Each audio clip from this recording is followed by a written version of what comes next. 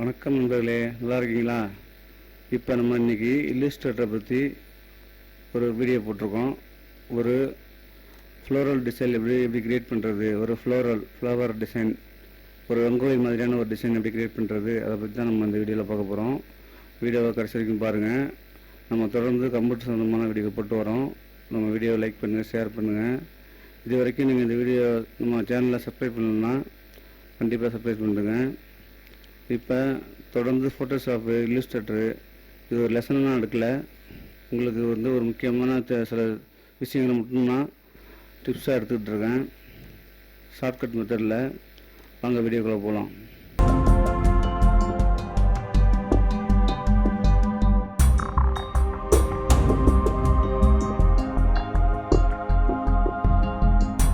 இல்லுஸ்ட்ரேட்டரில் ஒரு ஃபைல் ஒன்று ஓப்பன் பண்ணிங்க, நியூ ஃபைல்.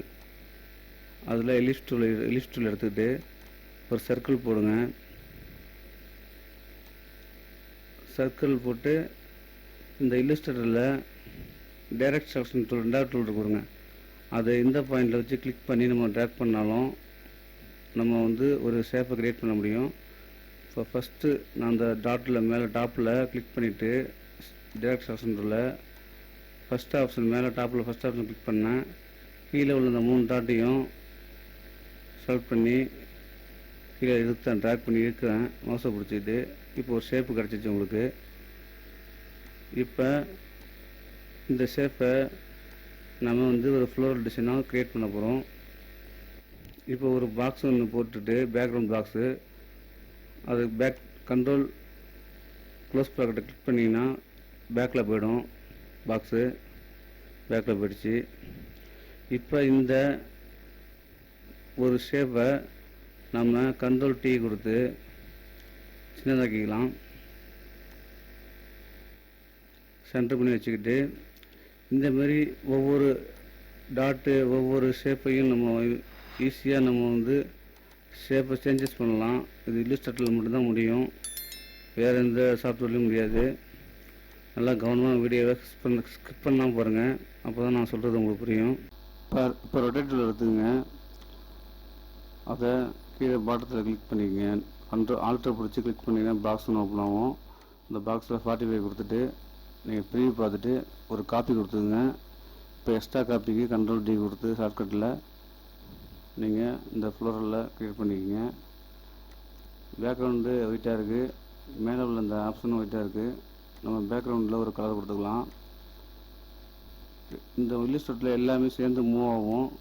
அதனால் நம்ம பின்னாடி பாக்ஸுக்கு கலர் கொடுத்துட்டு கண்ட்ரோல் 2 கொடுத்து அந்த பாக்ஸு லாக் பண்ணிக்கலாம். அப்போ தான் நம்ம ஈஸியாக கலர் கொடுக்க முடியும். கண்ட்ரோல் 2 கொடுத்து லாக் பண்ணிக்கங்க பேக்ரவுண்டை. இப்போ செலக்ட் பண்ணிக்கிட்டு ஷேப் ஃபில்டர் டூலை செலக்ட் பண்ணிங்க. இந்த பாக்ஸ் எக்ஸ்ட்ரா வந்திருக்கு, இதெல்லாம் நீங்கள் குழப்பம் வேணாம், இதை க்ளோஸ் பண்ணிட்டேன். இப்போ ஷேப் ஃபில்டர் டூலை கிளிக் பண்ணி நீங்கள் ஈஸியாக கலர் அப்ளை பண்ண முடியும். உங்களுக்கு பிடிச்ச மாதிரி நீங்கள் கலர் அப்ளை பண்ணிக்கங்க.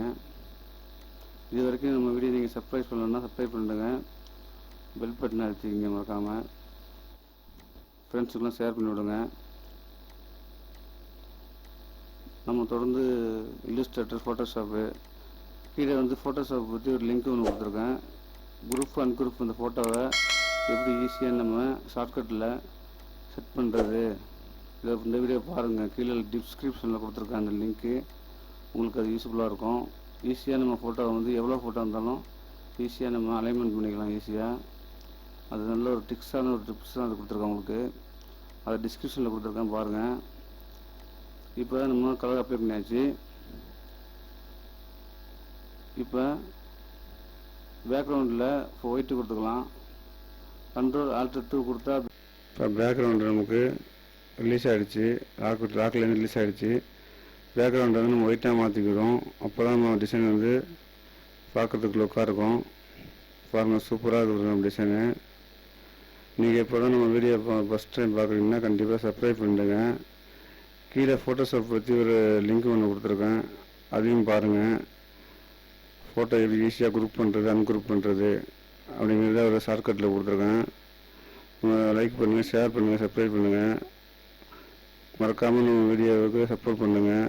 அடுத்த வீடியோ சந்திப்போம். நன்றி, வணக்கம் நண்பர்களே.